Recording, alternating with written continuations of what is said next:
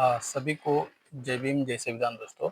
आज हम भारत का संविधान का आर्टिकल 43A एंड 43B को प्रैक्टिस करेंगे और उसके बाद 44 आर्टिकल आएगा यूनिफॉर्म सिविल कोड करके। तो आ, हम अभी भाग 4 के अंदर राज्य की नीति निर्देशक तत्व यानी कि state directive principle policy, directive principle of the state policy, तो इस भाग में है। अब हम और पढ़ते पढ़ते आर्टिकल 43A पे आ गए हैं। हम इसके पूर्व में भी लिविंग वेजेस को प्रैक्टिस किए थे कि लिविंग वेजेस किसे कहते हैं।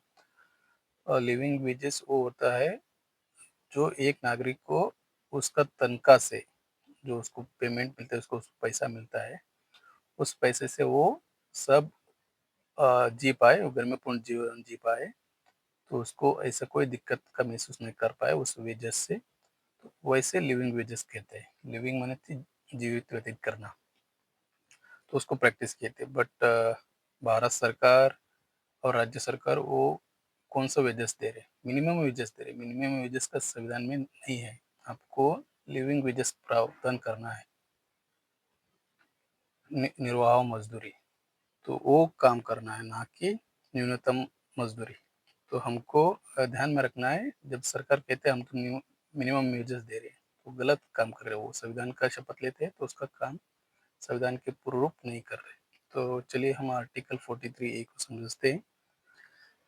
अ, अ, उद्योगों के प्रबंध में कर्मकारों को भाग लेना, तो ये ऐसे है। Participation of workers in management of industry, the state shall take a step by suitable legislation or in any other way to secure the participation of workers in the management of undertaking, establishment or other organization engaged in any industry। तो किसी भी industrial में जो organisation होता है उनको worker में उसके अंदर भाग लेना ही लेना है। तो ये आर्टिकल 43A कहता है कि हिंदी में राज्य किसी उद्योगों में लगे हुए उपक्रमों, स्थापनाओं या अन्य संगठनों के प्रबंध में कर्मकारों का भाग लेना सुनिश्चित करने के लिए उपयुक्त विधान द्वारा या किसी अन्य रीति से कदम उठाएगा। ये स्टेट को है। इसके लिए ये ऐसा ऑर्गेनाइजेशन होते हैं, इसको कर्मकारों का हित देखना होता है उस ऑर्गेनाइजेशन माध्यम से। और आर्टिकल 43 ख यानी कि 43B, promotion of cooperative society,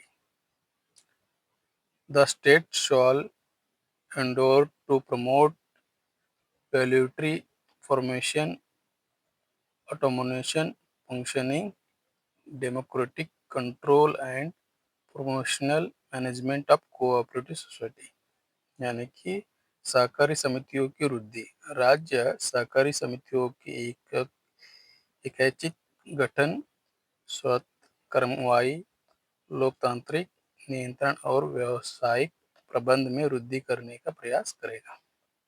इस आर्टिकल को हम लघु पटल में चर्चा करेंगे। तो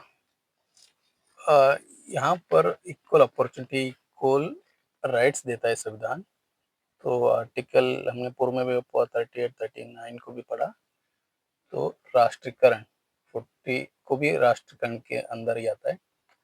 तो संविधान हम भारत के लोगों के हित में ही है, बट संविधान के शपथ ले रहे, संविधान पद पर जो विराजमान है, जो संविधान के पालन करने के लिए शपथ लेते हैं, बट वो काम नहीं कर रहे, तो उनको इस काम के लिए और आना है, क्योंकि आर्टिकल 375 में सभी को इन्हीं भारत के संविधान के उपबंध के अधीन ही काम करना है।